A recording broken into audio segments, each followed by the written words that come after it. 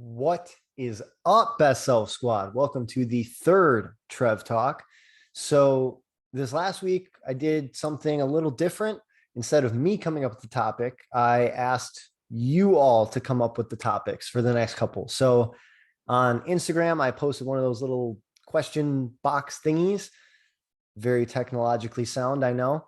And I just simply asked, what do you want to hear about? What topics do you want me to cover?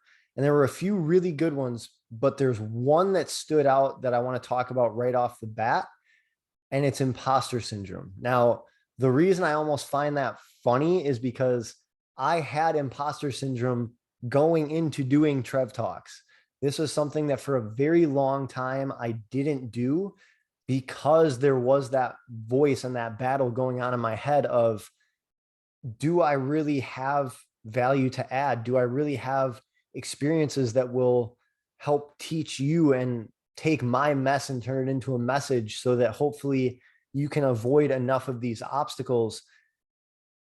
Just is it time? Am I the right person? All of those things. And so I want to cover imposter syndrome, not only because obviously it will provide value to at least one of you listening, hopefully more, but it's because it's something that I'm in. And I think no matter what level you get to or how confident you become, there is another ceiling to break through, that once you get through it and into that next level, there will be a certain inner voice or imposter syndrome present that you're going to have to navigate and eventually overcome. Now, the first thing with imposter syndrome that I think about when I start to experience it is it's essentially just the process.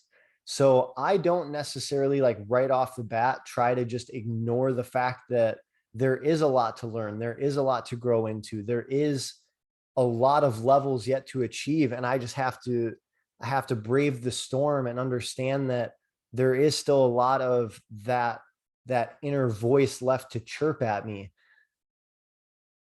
And I'm not opposed to it. I don't really try to overthink that much, but at the same time, if you let it control you and you don't pursue what you know you need to level up, then that's going to really just be the end of it if you let that imposter syndrome win. Because at the end of the day, if you're listening to this, if you follow the mission of Best Self, the YouTube channel, the company, the adage in and of itself, and you aggressively pursue that best version of yourself and an extraordinary life, you're going to be pushing that envelope, and you're going to be entering situations, groups, experiences that will bring out imposter syndrome and inner voices.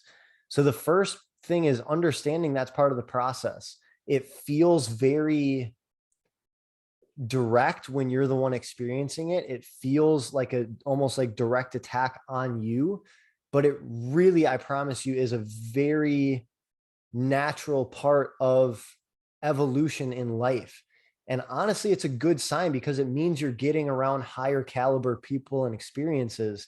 And so really what it comes down to is getting the reps.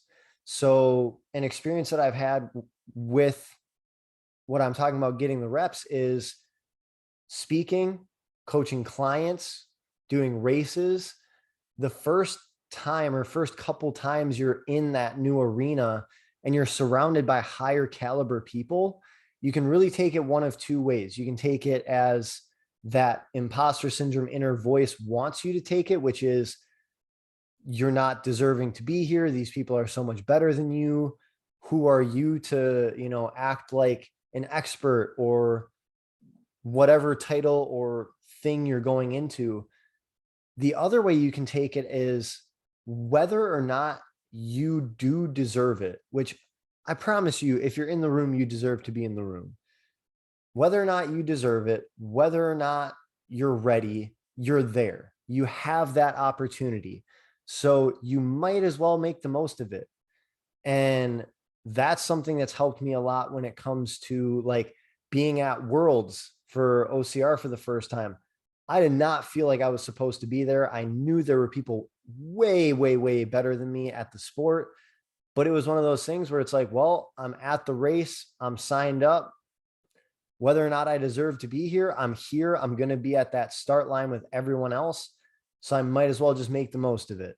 When it came to coaching, as I progressed, I started working around higher and higher caliber trainers. Now I'm at a gym where we're among the best of the best in the area. And every new level I got to, I came in thinking about how much better these people are, how much more experience they have, how charismatic they are, how much knowledge they hold.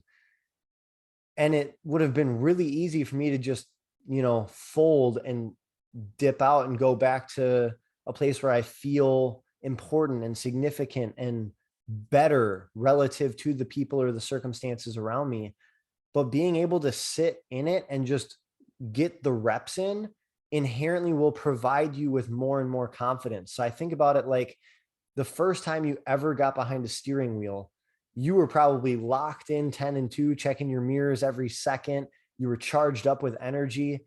And now fast forward a year, a couple of years, a decade, however long later, you're able to eat a bag of chips, talk to the friend in the back seat, casually have one hand on the wheel, and you're perfectly calm. It's the very same thing, but when you're in the imposter syndrome stage, when you're at the very beginning, it's hard to picture a point down the road where you're going to settle into that role or that experience or that group or what have you. So there's that. And then kind of the almost darker side that I leverage is I think about a lot of motivational speeches talk about this, where it's like, prove the haters wrong. I kind of do that. So it's funny to me. It's so easy for us when someone else says, oh, there's no way you're going to be able to do that. Oh, there's no way you'll fit in. Oh, there's no way XYZ. It's so easy for us to turn on that almost like aggressive warrior mentality and prove them wrong and go after it to prove that other person wrong. But because it's a voice in our head telling us, oh, you can't do it. Oh, you don't deserve to be here. We fold so easily and we give in so easily. But at the end of the day, there's so many voices projecting thoughts in your head that quite frankly are not your thoughts. They were subliminally planted through other people or situations or what have you. And you have to have that mindset, or at least that's the mindset I take, is okay, if I don't deserve to be here, if my brain and my comfort zone are telling me just to go back, it's not safe, I'm going to screw up. Awesome. Let's try to prove it wrong. Again, I have the opportunity in front of me. As long as I don't quit, I will learn something. I will grow. I will get the reps. But if I quit, I lose all of that. And especially if you're new into doing something, you don't know when that next opportunity is going to come. And so that's another little tool in my toolkit around it, is just try to prove it wrong. So yeah, the couple of things that I really want to like bundle up with this. The first one is understand that it's not a forever situation. It is just like the beginning of any process. You're going to feel the least confident the newer you are in an environment, group, again, whatever it is. Get the reps.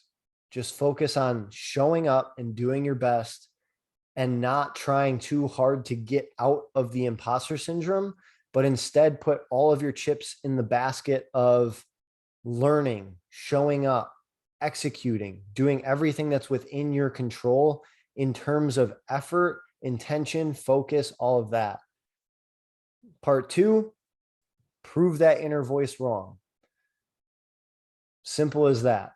Do everything that you can, like it's a hater on sliding in your DMs telling you there's no way. Prove that DM sliding hater wrong. And then the last thing, and this comes down more to my spiritual beliefs, which is why I saved it for a little later, but I truly believe that every situation that you're in, you're meant to be in. Now, That is obviously completely up for debate. That's why I'm not calling it a truth. I'm calling it a belief. I believe that every situation I've been put in where I felt like an imposter, where I felt like there's no way I deserve to be here.